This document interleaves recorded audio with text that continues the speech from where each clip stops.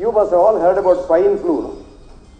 You ran around with that mask and all, and never went anywhere, and it all got... Whole thing was a hoax to make money. Did you know that? No. See, in every winter season in Europe and America, flu is a common thing. This is a minor illness syndrome. 4 minor illness syndromes make you more sick than heart attack and cancer. You probably didn't know about that. You are only talking about cancer, diabetes, hypertension. No. 4 things. Sore throat, flu-like illness, common cold, and feverish cold. Did you know this? In Europe, in winter, 50 million people do not go to work because of one of these 4 diseases. And all these 4 diseases require Indian treatment. What's that? When you have a cold, the virus lives in your nose, and that's bugging you. You can't breathe enough. And you go and take a tablet. What does it do? Temporarily it gives you relief because it closes your blood vessels. Afterwards it opens it wide and you get more further congestion. Then you get cough. Then you may even get asthma. Instead of that, when you get the first few sneezes, go home, ask your mummy for a bowl of water, boil it, and the fume comes up, close your mouth, don't go very close because it will burn you, little distance. Breathe that fume in and out, maybe for 5 minutes. Your nose becomes 1 degree centigrade warmer and the virus dies. And next day you are fine, you can go work.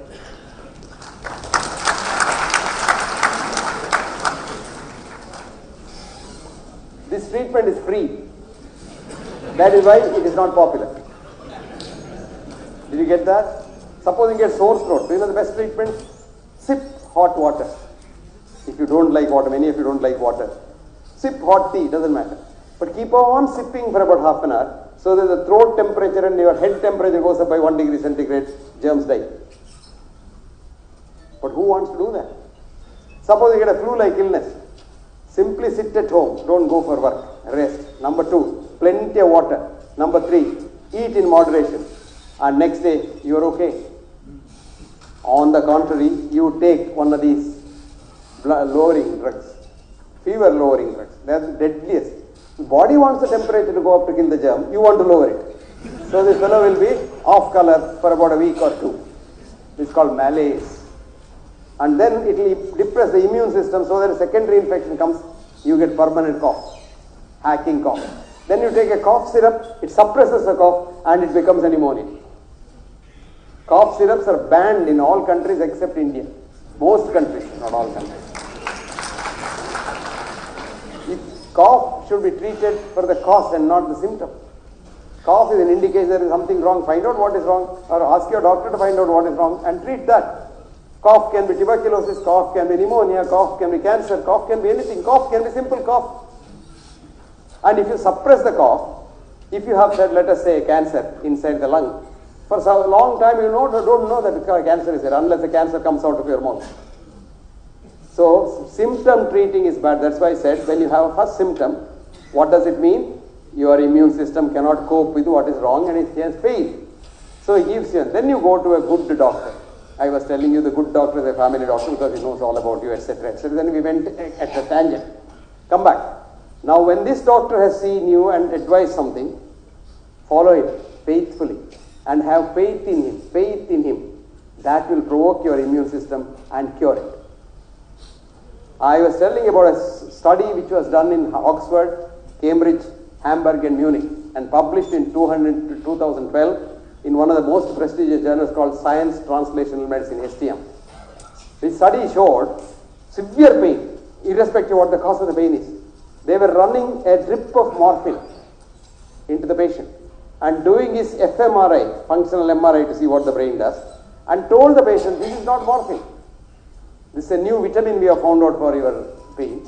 So you will not get pain relief, but you will get relief of your disease. Not a single person got pain relief.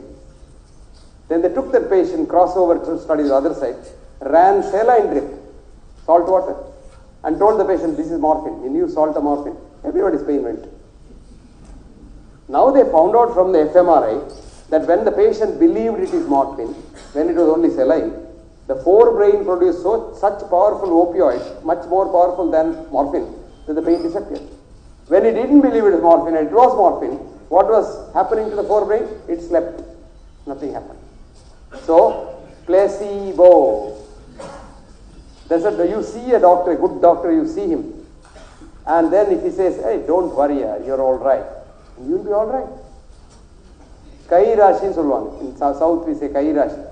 Kai Guna. Touch. Touch. It's a very powerful thing. You transfer your biological energy, you just tap him on the back and say, hey, you're all right, don't worry. You must be generous with your patient. And then he will be all right. But we have become nocebo doctors. We see the patient and say, oh my God, this looks like a cancer. Maybe maximum you have got about 6 months to live. I don't know how we say that. We are worse than the astrologers. Many times what happens is the patient is very bold and doesn't believe this doctor. He'll outlive the doctor and attend his funeral.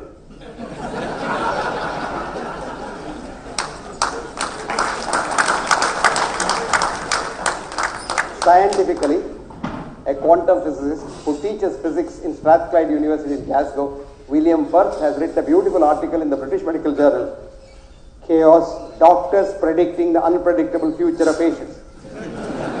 Please read this, you will understand it, because he wrote it in the Christmas issue. Christmas issue of the BMJ is reserved for light sort of science which ordinary man can understand. Please read this, I'll give you the reference if you want. W.J. Firth. You go to the Google and say Firth W.J. Article's name is Doctors Predicting the Unpredictable Future of Patients. Even when you go to a doctor and say fever and you, doctor, I've got a very important board meeting tomorrow, don't worry, take it 3 times, tomorrow you'll be all right. Bloody doctor doesn't know a damn about what he's talking. Don't worry. And this is in the British Medical Journal, write down, BMJ. You go to the Google, free it is available. BMJ 1991. Okay? Then semicolon, 303. Then colon, 1565. Did you get all that? You will get the article, read it. One reading may not help you, read it about 4 or 5 times. You will get to know how foolish we doctors are in predicting your future, because quantum physics, there is no future. It is yet to be born. Future is not born. Yesterday is dead, so why worry about yesterday? I always tell my students who are worried about the exams and all, forget 2 days in a month, year I say, you will be happy. What are the 2 days? Yesterday and tomorrow. You are happy. Today you are happy anyway. So I always tell them, work as if you are going to die just now. So you become very kind. When you think you are going to die the next minute, you are kind to everybody. You have no enemies, no grudge, no nothing. But plan like you are going to be immortal. Otherwise this world cannot go on. Everybody tomorrow says, I am going to die right now and I am not going to do anything. We will not eat also. So plan as if you are not going to die at all. Work as if you are going to die the next minute. Both may be true. So this is how you are happy, and this is how our medicines work as long as the doctor is good. That's why in the olden days, doctors were supposed to be the wisest people in society.